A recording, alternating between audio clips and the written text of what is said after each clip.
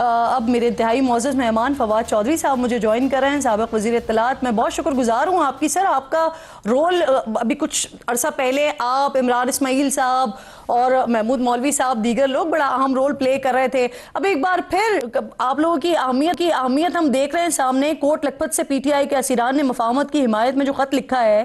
آپ جو کوششیں کر رہے ہیں، آپ دونوں سر سیم پیج پر ہیں اس وقت، لیکن کیا کوٹ لکھپت جیل میں فواد صاحب جو موجود قیدی ہیں وہ آپ کے ذریعے کسی بھی قسم کی کوشش کو سپورٹ کریں گے، یا انہوں نے یہ یقین دہانی کروا دی ہے کہ اب آپ چلیں آگے، وہ پیچھے ہیں، سپورٹ ہے ان کی آپ کے ساتھ؟ فواد صاحب نہیں، وہ تو آج کا جو سٹیٹمنٹ ہے اس کا ہی اگر آپ آخری پیرا دیکھیں تو اس میں انہوں نے واضح طور کے اوپر کہا ہے کہ جو بھی لوگ اس میں کردار ادا کر رہے ہیں ان کی تحسین ہونی چاہیے، اور اس میں انہوں نے آج ہی اپنی باتوں میں جو ہے وہ ہماری ایفرٹس جو ہیں ان کو سپورٹ کیا ہے۔ اور جب ہماری ان سے ملاقات بھی ہوئی تھی، بڑی تفصیلی ملاقات جو ہماری ہوئی تھی، اس میں بھی ان کا یہی موقف تھا کہ دیکھیں ہم پولیٹیشین ہیں، ہم کوئی بندوقیں اٹھا کے پہاڑوں پر نہیں چڑھ سکتے، ہمیں ایک سپیس کریٹ کرنے ہیں اپنے لیے، اپنی پولیٹکس کے لیے، اور اس کے لیے وہ بڑے واضح ہیں کہ جو رول ہے وہ بڑا اہم ہے، اور اس کو جو ہے وہ آگے بڑھانے کی ضرورت ہے، اور یقیناً ان لوگوں کا جو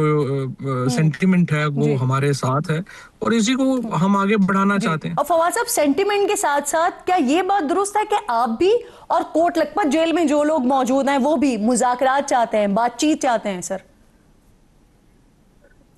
کرن، بات یہ ہے کہ آپشنز یہ ہیں کہ مذاکرات نہ ہو، مذاکرات نہیں ہوتے تو پھر اس کے لیے کیا ہمارے پاس آپشنز کیا ہوں گی؟ دیکھو، تین فریق ہیں، حکومت ہے، اسٹیبلشمنٹ ہے، اور عمران خان ہے۔ یہ تینوں فریق اگر یہ سمجھیں کہ پاکستان جیسے چل رہا ہے ویسے بڑا زبردست چل رہا ہے، اور اسی ٹینشن کی وجہ سے جو ہے وہ بڑی فائدہ ہو رہا ہے، تو پھر اس ٹینشن رکھ لیتے ہیں۔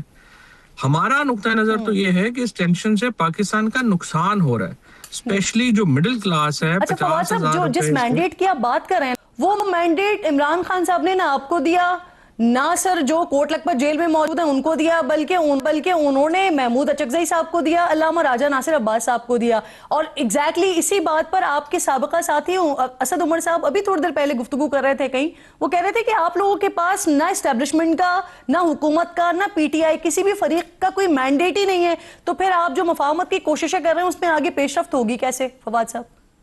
یہ بات ٹھیک ہے آپ کی، اور اسد صاحب کی بات بھی ٹھیک ہے، کیونکہ ہم کسی پارٹی کو ریپرزینٹ نہیں کر رہے، اور ہماری کامیابی بھی یہی ہے کہ ہم کسی پارٹی کو ریپرزینٹ نہیں کر رہے، نہ ہی ایک فریق کو ریپرزینٹ کر رہے ہیں۔ ہم پاکستان کے عوام کی طرف سے تینوں جو متعلقہ فریق ہیں ان کو یہ کہہ رہے ہیں کہ عوام کی یہ خواہش ہے، اور عوام کی یہ خواہش ہے کہ ٹمپریچر نیچے آئے۔ لڑائی میں جو مسئلہ آ رہا ہے وہ پاکستان کے عوام جو ہیں وہ سفر کر رہے ہیں، جو 50,000 سے 3 لاکھ روپے کمانے والے لوگ ہیں مہینے، ان کا حشر نشر ہو گیا ہے، ریل اسٹیٹ بیٹھ گئی ہے، کنسٹرکشن سیکٹر بیٹھ گیا ہے۔ اب آپ دیکھیں، آپ سیلری لیتی ہیں، اب آپ دیکھیے آپ کے ٹیکسز کہاں پہنچ گئے ہیں۔ ہمارے جو دوست آپ کے سامنے کیمرے پہ بیٹھے ہوئے ہیں، جو سارے لوگ آپ کے اسسٹنٹ ٹیم ہے، جو ساری ہمارے تنخواہ دار طبقہ ہے، آپ دیکھیے ان کے اوپر کتنا پریشر ہے، اور یہ اس لیے ہے کہ پاکستان کا پولیٹیکل ٹمپریچر بہت زیادہ ہے۔ اس کو اگر ہم کام نہیں کر پائیں گے، اور یہ سچویشن دیکھو آگے کیا ہوگا، اگر آپ مذاکرات نہیں کرتے، سہیل آفریدی کے پاس کوئی آپشن نہیں ہوگی، وہ لانگ مارچ کرے گا، فیڈرل گورنمنٹ وہاں گورنر رول لگائے گی۔ فواد صاحب بیسکلی تین فریق ہیں نا سر، یہ جو آپ بات کر رہے ہیں سر، حکومت، عمران خان، اسٹیبلشمنٹ، تو سر حکومت کا کیا موقف ہے ہمارے سامنے، عمران خان کا کیا موقف ہے ہمارے سامنے؟ سر آپ نے اپنا یہ پیغام اسٹیبلشمنٹ تک پہنچا دیا ہے، اور اگر پہنچایا ہے تو وہاں سے آپ کو جواب کیا ملا ہے سر؟ دیکھیں، ہم نے اپنا پیغام جو تینوں فریقین کے کان ہیں ان تک پہنچا دیا، اور تینوں فریقین کا جو کم از کم انیشل ریاکشن ہے وہ مثبت ہے، اور تینوں نے یہ آئی تھنک کہ کسی نہ کسی حوالے سے یہ بات فیسیلیٹیٹ کی ہے یا ضرورت سمجھی ہے کہ ٹمپریچر نیچے آنے میں ملک کا فائدہ ہے، اور اسی لیے ہم ہوپ فل ہیں کہ چیزیں بہتری کی طرف جائیں گی، اور اسی لیے ہم ہوپ فل ہیں کہ جو اڈیالہ کے لوگوں کو اگر ریلیف، یہ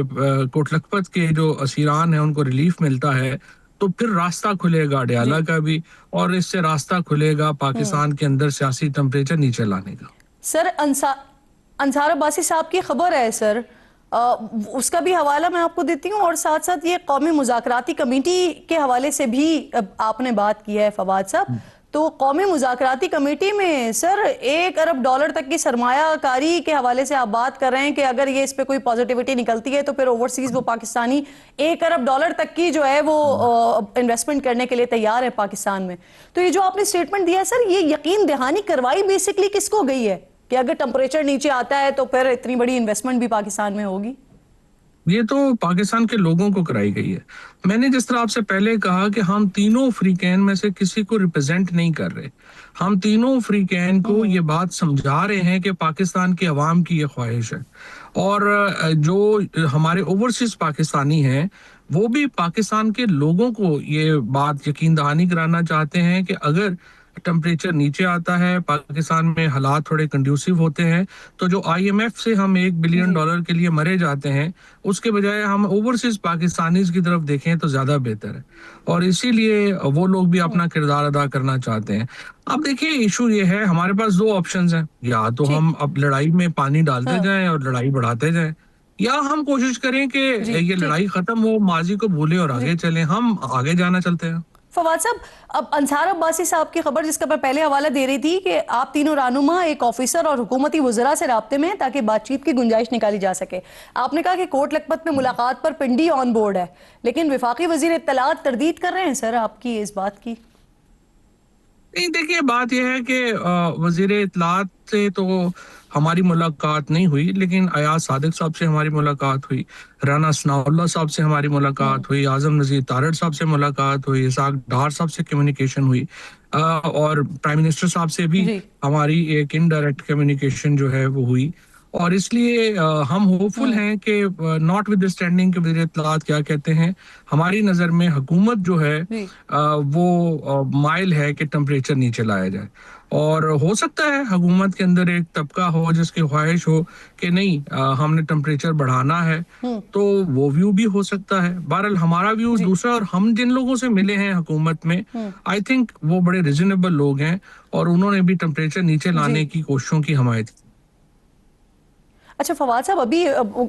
ایک انٹرویو آیا سامنے خان صاحب کے بیٹوں کا، اور وہ بھی پاکستان آنے کی بات کر رہے ہیں، تو آپ بھی obviously کوشش کریں ٹیمپریچر کو نیچے لانے کی، وہ بھی وہاں سے یہ بات کر رہے ہیں کہ پاکستان آ رہے ہیں یا آئیں گے. تو فواد صاحب، کیا ان سے کوئی رابطہ وغیرہ ہوا ہے آپ کا؟